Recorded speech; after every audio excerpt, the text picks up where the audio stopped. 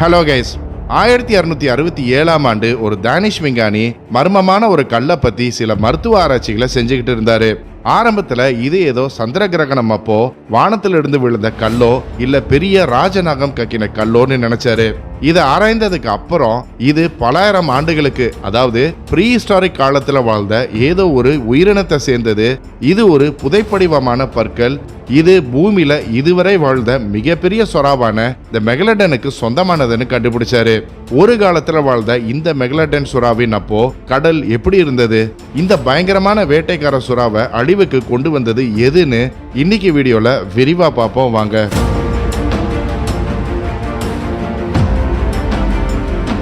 இந்த வீடியோ மெகலடனை பற்றி சில ஆச்சரியமான தகவல்களை சொல்ல போகுது.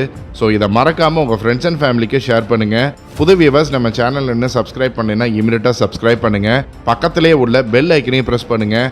அப்போ தான் நம்ம போடுற புது வீடியோஸ் உங்களுக்கு நோட்டிஃபை ஆகும். மெகலடன் ஏன் அழிஞ்சதுன்னு பார்க்கறதுக்கு முன்னாடி மெகலடனை பற்றி சில இன்ட்ரெஸ்டிங்கான ஃபேக்ட்ஸை பார்ப்போம். மெகலடனோட எலும்புகள் குறுந்தெலும்புகளா இருந்ததுனால மெகலடன்ல மிச்சம் இருந்தது அதோட பற்கள் மற்றும் முதுகெலும்புகள் மட்டும்தான். இதனால விஞ்ஞானிகளுக்கு மெகலடன் பத்தின கண்டுபிடிப்புகள் குறைவாக தான் இருந்தது. எல்லா சுறாக்கள் போல மெகலடன்களும் அதுகளுடைய வாழ்நாள்ல ஆயிரக்கணக்கான பற்களை உதிர்த்து வாழ்ந்திருக்கு. இதனால சில இடங்கள்ல விஞ்ஞானிகளுக்கு அதிகப்படியான மெகலடன் பற்கள் கிடைச்சிருக்கு.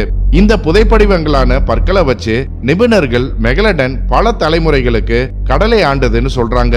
அதாவது மெகலடன் எல்லா மீன்கள் மாதிரியே உணவு நிரம்பிய மற்றும் பாதுகாப்பான ஆழமான கடல்ல கூட்டமாக வளர்ந்து அதுக்கு அப்புறம் தான் கடலின் மிகப்பெரிய வேட்டைக்காரனாக மாறியதாக சொல்றாங்க. இன்னைக்கு இருக்கும் வெள்ளை சுறாக்கள், அதாவது கிரேட் ஒயிட் ஷார்க்ஸ், அதிகப்படியா 20 அடி வரைக்கும் நீளம் இருக்கும். அதுவே மெகலடன் 65 அடி வரை நீளம் இருக்கலாம்னு விஞ்ஞானிகள் மதிப்பிடுறாங்க.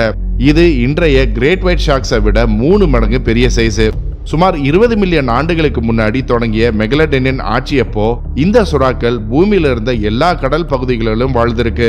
ஏன்னா அன்றைய காலத்துல கடல் இதமான வெப்பத்தோடும் அதிக கடல்வாழ் உயிரினங்களோடு நிரம்பி இருந்தது. கடல்ல எங்க பார்த்தாலும் நீர் நாய்களும் கடல் பசுக்களும் அதிகமா இருந்தது. மேலும் பேலின் திமிங்கலங்களும் எல்லா இடத்துலயும் காணப்பட்டது. மெகலடனுக்கு பிடிச்ச உணவுகளான இந்த உயிரினங்களுக்கு பற்றாக்குறையே இல்ல.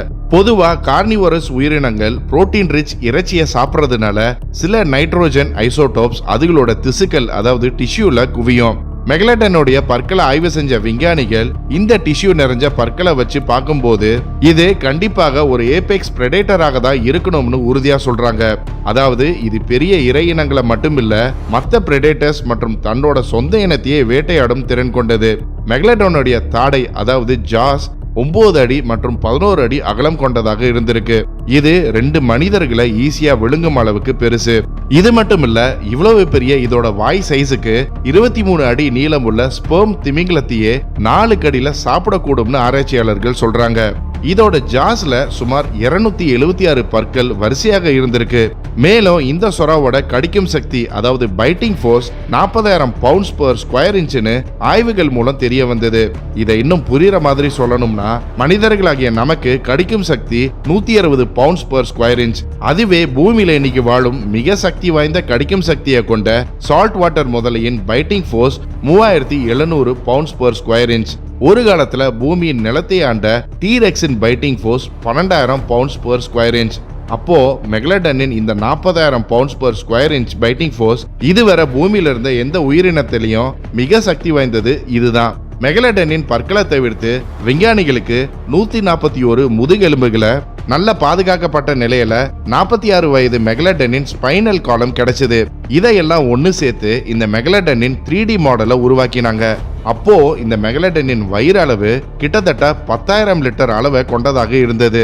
இந்த வயிறு சைஸுக்கு இதுல ஒரு முழு அளவிலான ஆர்கா திமிங்கலத்தை பொருத்தும் அளவுக்கு பெருசு. சில பண்டைய கடல்வாழ் உயிரினங்களின் ஃபாசில்களை ஆராய்ச்சி பண்ணியதுல மெகலடன் கடிச்சதுக்கான சான்றுகள் இருப்பதாக சொல்றாங்க. அப்படின்னா மெகலடன் இறைய நேரடியா தாக்கியிருக்கு. எல்லாம் சரி, மெகலடன் இவ்வளவு சக்தி வாய்ந்த சுறாவாக இருந்துச்சுன்னா அப்புறம் அது ஏன் அழிஞ்சதுன்னு நீங்க யோசிக்கலாம். இதுக்கு சில காரணங்கள் இருக்கு. சுமார் 3 மில்லியன் ஆண்டுகளுக்கு முன்னாடி வர மெகலடன் வாழ்ந்திருக்கு. ஆனா பூமியில நடந்த உலகளாவிய காலநிலையினால பூமி குளிர்ச்சி அடைஞ்சது. மேலும் பனிப்பாறைகள் உருவாகி கடல் வெப்பம் குறைய ஆரம்பிச்சது. இதனால கடல்ல பல இடங்கள் வறண்டு, அதாவது உணவு இல்லாம வறண்டு போக ஆரம்பிச்சது. கொஞ்ச நேரத்துக்கு முன்னாடி அளவுக்கு அதிகமான உணவு இருந்ததுன்னு சொன்னேனே, அதுக்கு அப்படியே ஆப்போசிட்டாக கடல் மாறியது. இதனால கடல்ல வாழ்ந்த 1/3 பெரிய விலங்குகள் அழிந்து போனது. மெகலடனுக்கு ஏற்கனவே அதிக எனர்ஜி தேவைகள் இருந்தது.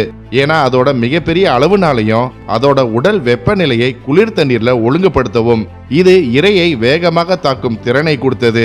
சுற்றுச்சூழல் மாற்றங்கள் மெகலடனுக்கு பெரிய பாதிப்பை ஏற்படுத்தியது மற்றும் வெள்ளை சுறா போன்ற மற்ற பிரெடேட்டர்ஸோட இருந்த போட்டியையும் அதிகப்படுத்தியது.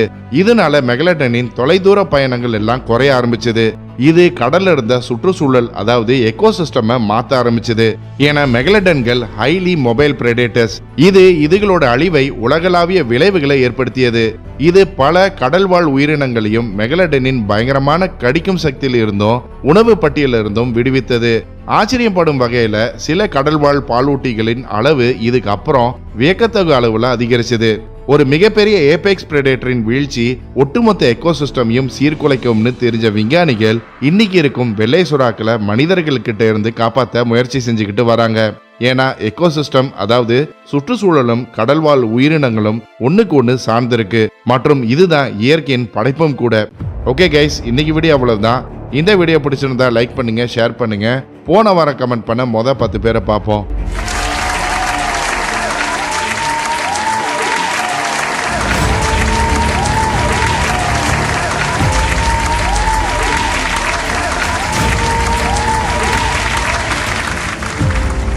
இன்னும் ஒரு இன்ட்ரெஸ்டிங்கான வீடியோவில் சந்திப்போம். மறக்காம நம்ம சேனலை சப்ஸ்கிரைப் பண்ணி உங்க ஆதரவு கொடுங்க. Until then, stay safe, signing off. நன்றி.